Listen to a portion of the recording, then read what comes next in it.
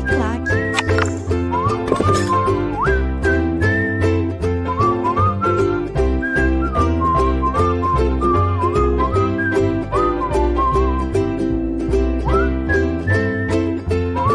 Aula 1, último bloco, missão cumprida, né? Você que reservou aí essas 2 horinhas para ficar comigo, para nossa primeira aula desse curso, que eu gosto, tenho um carinho especial por ele, que é o ponto a ponto. É ponto a ponto que o edital cobra, da nossa prova, a gente mapear e fazer uma mega revisão. Na verdade é isso, ponto a ponto, revisar o que será cobrado na sua prova.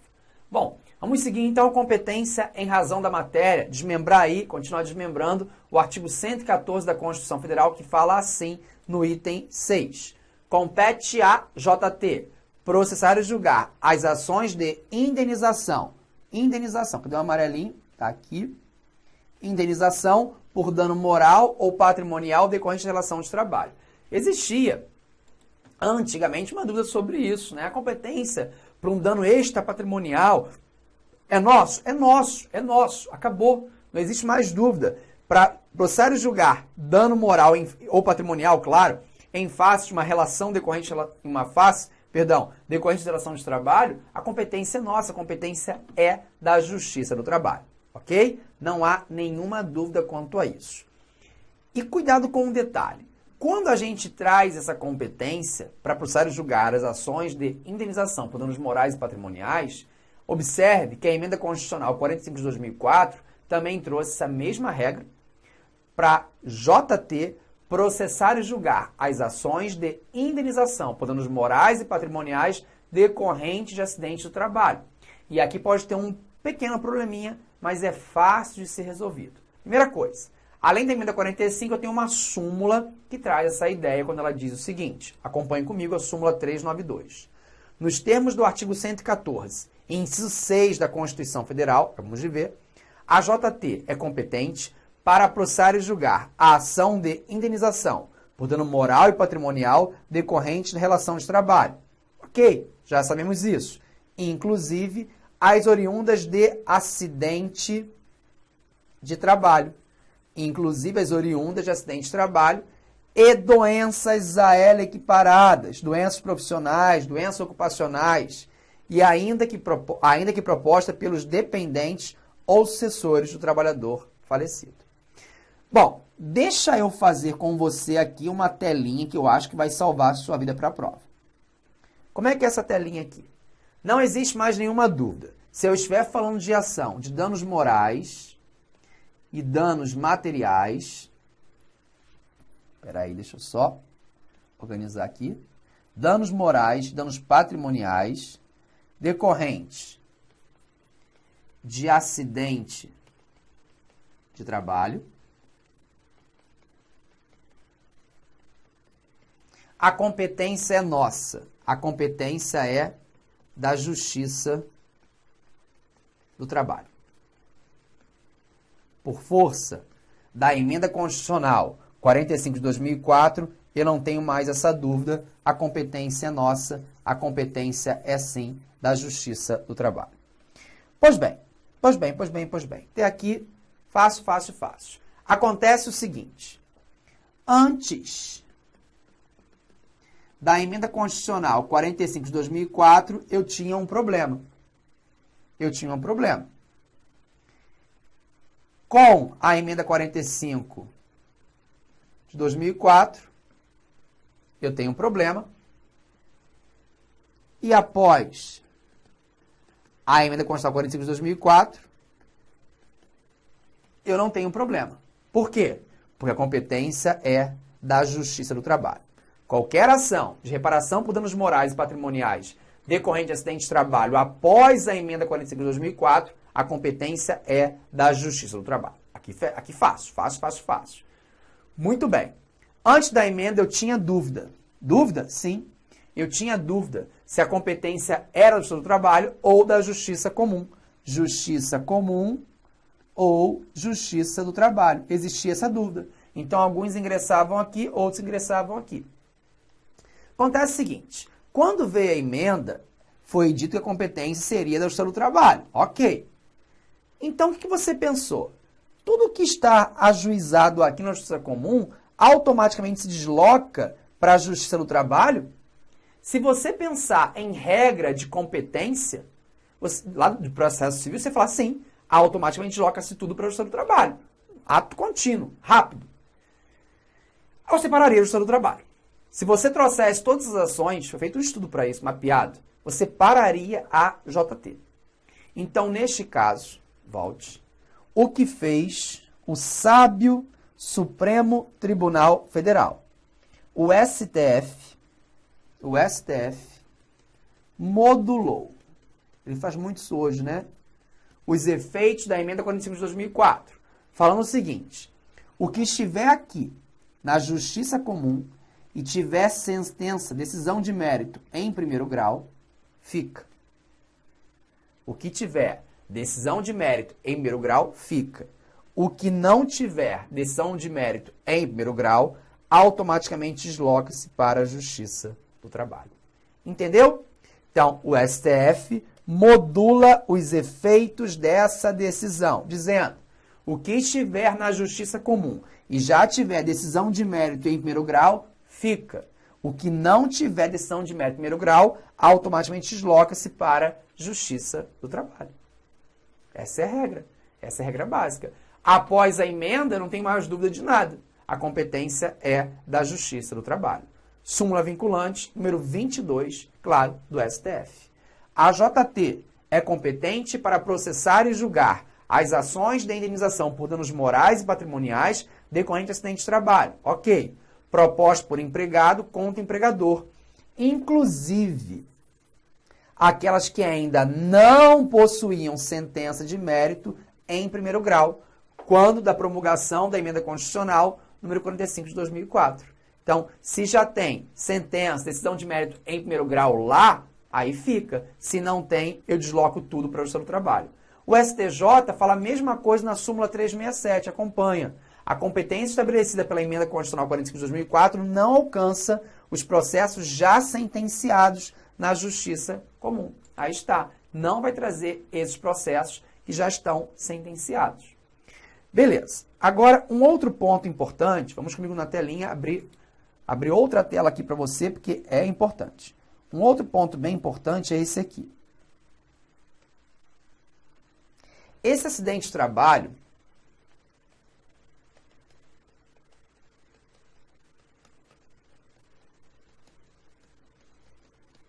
ele pode acarretar algumas ações. A primeira ação que ele pode acarretar, e essa é fácil, é a do Ezinho, que é empregado, em face do empregador. Então, a ação do empregado em face do empregador, decorrente de um acidente de trabalho, nós já sabemos, gritamos daí. A competência é da Justiça do Trabalho. Não há dúvida, não há divergência. A ação do empregado em face do empregador, competência Justiça do Trabalho. Ok. A ação, outra ação que pode acontecer, é da autarquia federal, repita, autarquia federal INSS, ajuizar uma ação regressiva em face do empregador. A autarquia federal INSS ajuizar uma ação regressiva em face do empregador. Não visualizo, Renzete, vai visualizar. Faremos esse brinde da vitória juntos com a sua posse. Acredite. Pense que o empregador fez uma obra faraônica na empresa. E ele tinha que suspender, melhor, interromper as atividades. Mas não interrompeu. Fominha, né? E o empregado não viu que na sua sala tinha uma cratera gigantesca, uma coisa monstruosa, e estava cheio de pastas, caiu, se arrebentou todo esse acidente de trabalho, e ficou afastado, recebendo o auxílio. Claro, o INSS está bancando isso. O INSS descobre, tem notícia disso. Então, neste caso, é possível, é difícil, mas é possível. A autarquia federal, repita, autarquia federal, INSS, ajuizar uma ação regressiva em face do empregador, cuja competência será de quem? Boa. Justiça Federal. Mas eu posso também ter uma terceira ação. Hoje uma quarta, né? Mas posso ter uma terceira. Que é a ação do empregado em face da autarquia federal, autarquia federal, e INSS. Não recebo auxílio, não sai perícia, enfim, não sai nada. Eu estou arrebentado. Então, pode o empregado ajuizar uma ação em face da autarquia federal e INSS? Pode, claro que pode. Quem tem competência? Boa! Boa errada que você fez aí. Eu sei que você falou daí que eu ouvi você gritando Justiça Federal. Você falou. Errado. Justiça Comum Estadual. Artigo 109, inciso 1 da Constituição Federal. Acompanha comigo. Aos juízes federais compete processar e julgar: 1. As causas em que a União, entidade autárquica, está aí a INSS, ou empresa pública federal, forem interessadas na condição de autoras, réis, assistentes ou oponentes, exceto as de falência, as de acidente de trabalho e as sujeitas à justiça eleitoral e à justiça do trabalho. Não sei se você já fez já o constitucional, mas quando eu fiz constitucional na minha época, lá vai garoto, mentira, que eu estudo constitucional até hoje que eu gosto. O que eu sempre aprendi? Que a Constituição traz a competência da Justiça Federal. O que não for da Justiça Federal é competência residual, é o resto, né? E essa competência residual aqui, nesse caso, é da Justiça Comum Estadual, já que o próprio artigo 109 exclui da competência dos juízes federais as ações que envolvam acidente de trabalho. Então, se for uma ação do empregado em face à autarquia federal e INSS, a competência é da Justiça Comum Estadual. Fechado? Mais um detalhe. Hoje temos uma quarta ação. O quê? Uma quarta ação. Como é que é essa quarta ação? Quando você visualiza uma hipótese de acidente de trabalho, duas coisas podem acontecer. O empregado vive ou o empregado morre, não é? Sim. Se o empregado vive, a ação do empregado em face do empregador, competência, justiça do trabalho, já resolvemos. Mas se o empregado morre, se ele morre, os seus dependentes ou sucessores podem também ajuizar uma ação em face do empregador? Pode sim. Nesse caso, a ação, se o empregado morre, decorrente do acidente de trabalho, dos dependentes ou sucessores, é de competência da Justiça do Trabalho. Justiça do Trabalho. Isso foi alterado há pouco tempo, né? Já era um entendimento, mas agora está sumulado. Vamos ler mais uma vez a súmula 392 do TSE, porque ela vai bombar na tua prova. Nos termos do artigo... Súmula IOJ não cai, vai nessa. Nos termos do artigo 114, inciso 6 da Constituição da República, a Justiça do Trabalho é competente para processar e julgar as ações de indenização por dano moral e material decorrente da relação de trabalho, inclusive as oriundas de acidente de trabalho e doença equiparadas, ainda que proposta pelos dependentes, aqui está, dependentes ou sucessores do trabalhador falecido. Qual é o nome disso, pessoal? Qual é o nome disso na prova, hein? Pode vir para arrebentar. Dano indireto, dano reflexo ou ricochê. Muito bem. Dano indireto, dano reflexo ou ricochê. Vou repetir. A ação do dependente ou sucessor em face do empregador, de uma relação de acidente de trabalho de um ex-empregado que morreu, é chamado de dano indireto, dano reflexo ou ricochê. Pensa numa prova que traz o dano ricochê, todo mundo cai e é derrubado. Menos você, que está fechado comigo para o TRT. Não é isso? Muito bem, muito bem, muito bem. Compete a JT processar e julgar as ações relativas às penalidades administrativas impostas aos empregadores pelos órgãos de fiscalização das relações de trabalho. Quem é o órgão de fiscalização das relações de trabalho? O Ministério do Trabalho. Então, veja, se você quisesse reclamar uma prática abusiva, que for uma multa imposta pelo um auditor fiscal do trabalho, você, antes da emenda 45 de 2004, poderia reclamar perante a Justiça Federal. Agora não, você vai reclamar perante a Justiça do Trabalho. Falar em autuação, o que for, se você recebe uma multa de um auditor fiscal do trabalho, você pode reclamar essa multa pela esfera administrativa. Você não precisa de plano entrar com uma ação, você pode reclamar de forma administrativa. Mas para que você reclame de forma administrativa, você tem que pagar a multa primeiro e reclamar depois? Cuidado. Cuidado. A CLT, no artigo 636, vem e fala assim: os recursos devem ser interpostos no prazo de 10 dias. Esse recurso aqui é o recurso administrativo, não é RO, não é RR não, hein? Contados do recebimento da renotificação perante a autoridade que houver imposto a multa, a qual, depois de os informar e encaminhá-los à autoridade de instância superior. Aí vem o parágrafo 1º e fala: o recurso só terá seguimento se o interessado instruir com a prova do depósito de multa. Então, segundo a CLT, se vai ter um recurso administrativo antes paga a multa, comprova a multa, depois recorre. Só que isso é inconstitucional. Nós temos a súmula vinculante número 21 do STF que fala: é inconstitucional a exigência de depósito ou arrolamento prévios de dinheiro ou bens para admissibilidade de recurso administrativo. Eu não vou exigir a comprovação do depósito da multa para que tenha um recurso administrativo. Isso é inconstitucional. Ah, então eu precisei dessa súmula vinculante para derrubar a CLT? Não. O próprio TST na súmula 424, ele fala que a regra do artigo 636, parágrafo 1º da CLT, é inconstitucional. Isso não foi recepcionado pela Constituição Federal. Fechou? Então, vamos para a nossa súmula, claro. Súmula 424, vem bombando na tua prova, vai dizer: o parágrafo 1º do artigo 636 da CLT, que estabelece a exigência de prova do depósito prévio do valor da multa combinada em razão da autuação administrativa como pressuposto de admissibilidade, recurso administrativo, não foi... Opa! Deixa eu apagar aqui. Não foi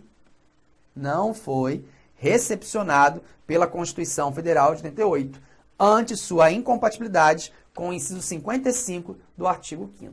Então, não foi. Bem esperto em relação a isso.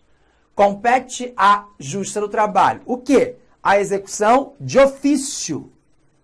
Grava isso. De ofício das contribuições sociais previstas no artigo 95, incisos 1A e 2 e seus acréscimos legais decorrentes das sentenças que proferir. Então, as contribuições sociais, né, as contribuições previdenciárias, são executadas de ofício aqui na JT das sentenças que ela proferir.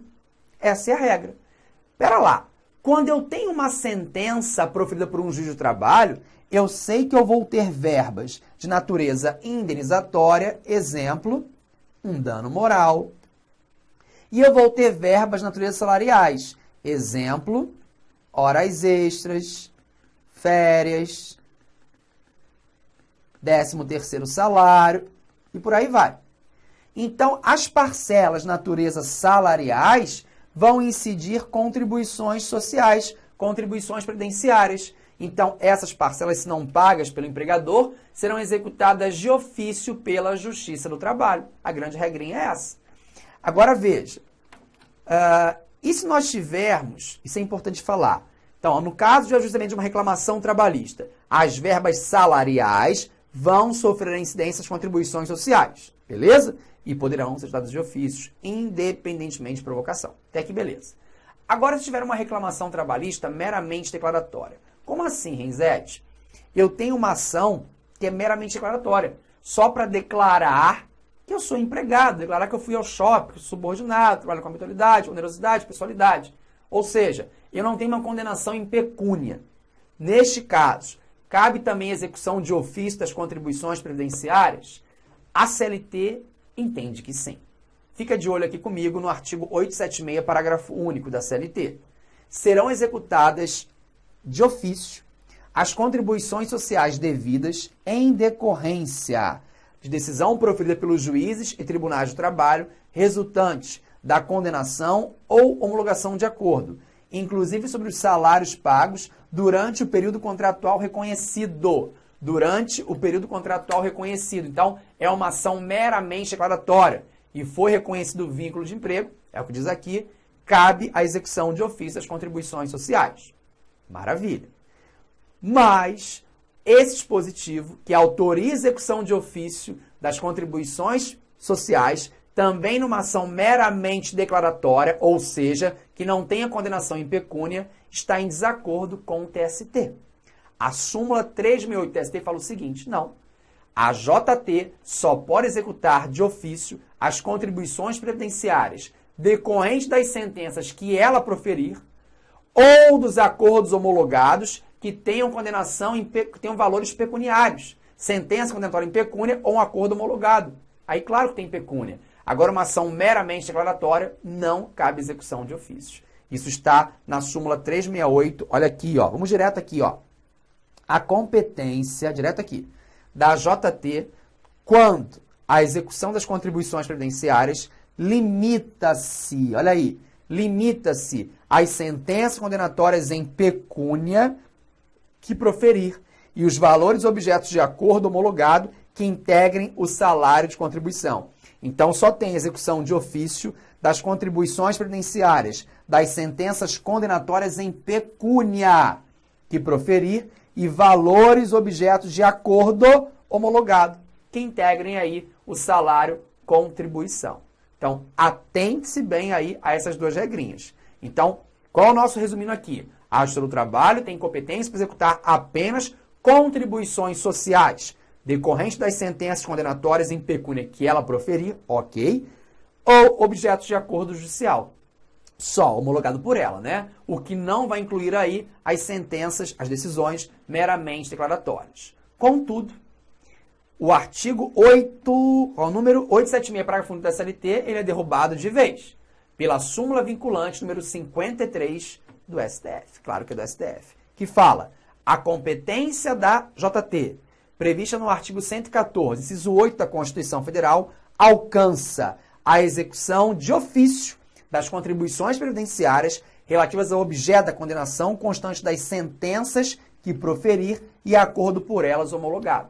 Então, excluindo claramente aqui uma sentença meramente declaratória. Fechado, pessoal?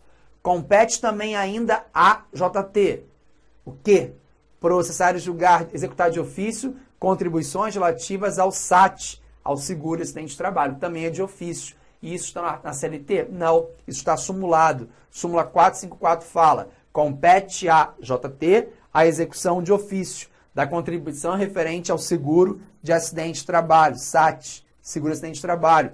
Tem natureza de contribuição para a Seguridade Social. Aí essa tem que ficar esperta também.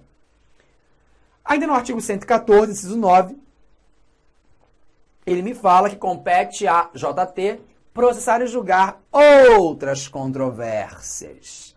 Outras controvérsias decorrentes da relação de trabalho na forma da lei. Quando fala outras controvérsias, abre-se um leque para muita coisa. O que seriam essas outras controvérsias para minha prova? Vamos lá para o TST. Compete a JT processar e julgar as ações relativas ao cadastramento do Programa de Integração Social, o PIS. Então, em relação ao cadastramento no PIS, a competência é da JT. Súmula 300. Compete a JT processar e julgar ações ajuizadas por empregados em face de empregadores relativas ao cadastramento do Programa de Integração Social, PIS. Então, tudo que envolver aí esse cadastramento no PIS, a competência é da JT. Se houver dispensa involuntária, o empregado fará jus ao seguro-desemprego. Dispensa involuntária seguro-desemprego. Ok. Só que o empregador não forneceu para o empregado as guias para o seguro-desemprego. Não forneceu. Forneceu nada para o empregado. O empregado vai ajuizar uma ação. Se ele não recebeu as guias de seguro-desemprego, essas guias vão ser convertidas em uma indenização. E quem vai ter competência a apreciar isso? Justiça do Trabalho. Vamos, súmula 389. Inscreve-se na competência material da JT a lide entre empregado e empregador, tendo por objeto a indenização pelo não fornecimento das guias de seguro-desemprego. Aí está, competência nossa, competência também aí da Justiça do Trabalho. Veja, você estudou isso lá em Direito do Trabalho, em Direito Material, que se a empresa tiver quadro de carreira, plano de cargos e salários, lembra? Isso é um fato impeditivo para uma ação de equiparação salarial, certo? Certo. Ponto a ponto, revisão. Porém, cuidado. A empresa tem plano de cargos e salários, fechado. Então, a minha promoção vai chegar, ora por antiguidade, ora por merecimento. Se eu for preterido, reclassificado, o que for, não obedecerem essa regra do plano de cargos e salários, eu posso sim ajuizar uma ação perante a Justiça do Trabalho para reclamar a minha preterição, minha reclassificação, ou seja, a não observância do plano de cargos e salários. Súmula, olha aqui, 19 do TST. A AJT é competente para apreciar a reclamação de empregado que tenha por objeto direito fundado em quadro de carreira. Então, embora seja um fato impeditivo para a equiparação salarial, não obsta o ajuizamento aí de uma reclamação trabalhista. Beleza, pessoal? Tranquilos em relação a isso? Mesmo? Então, essa é a competência material. Agora você já sabe que se você vê na rua 2 veículos batendo, eles não podem ajuizar uma ação perante a Justiça do Trabalho, porque a JT não tem competência material para apreciar essa ação. Então, agora você já conhece toda a competência material. Quando você passa a conhecer a competência material, surge um outro problema. Você já sabe qual é a matéria que você pode levar para a Justiça do Trabalho. Fechado. Agora você vai ajuizar a sua ação onde? Você entrega a sua petição inicial onde? Aí entra a competência territorial. Competência territorial, coloca no seu caderno aí, ó, ajeite-se, né? Competência territorial entra agora. A competência territorial, também chamada competência em razão do lugar, competência rationilose, como fala a doutrina, tudo bem? Qual é a regra? Da competência territorial? É o local da prestação de serviços. A regra está prevista no artigo 651 da CLT. Então, se eu fui contratado em São Paulo, trabalhei em São Paulo e fui dispensado em São Paulo, vou ajuizar uma reclamação trabalhista perante uma das varas do trabalho de São Paulo. Essa é a regra. Olha aqui, artigo 651 da CLT. A competência das varas do trabalho é determinada pela localidade onde empregado reclamante ou reclamado prestar serviços ao empregador, ainda tenha sido contratado em outro local no estrangeiro. Como assim? Me contrataram aonde? Em BH, Belo Horizonte. Trabalhou onde? São Paulo. Dispensado aonde? São Paulo. Competência, vara ao trabalho de São Paulo. Tá? Regrinha, regrinha, regrinha, regrinha. Aplico essa mesma regra para uma relação de trabalho, Renzetti? Aplico, porque o artigo 1º da Instituição Normativa 27 de 2005, ele traz exatamente essa ideia que vai tramitar da mesma forma, pelo mesmo rito. Então, você pode perfeitamente aplicar isso quando envolver uma relação de trabalho. Em relação de trabalho, beleza? Que hoje a competência também é nossa.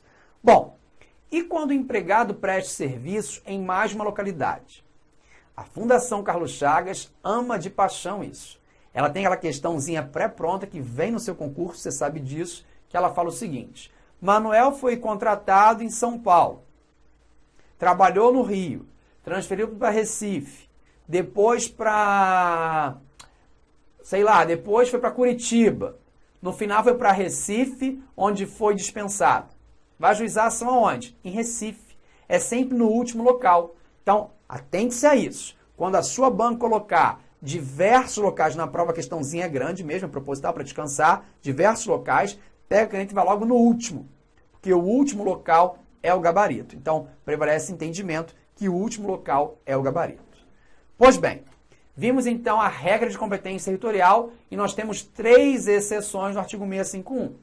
Quando envolver empregado, agente ou viajante comercial, é a primeira.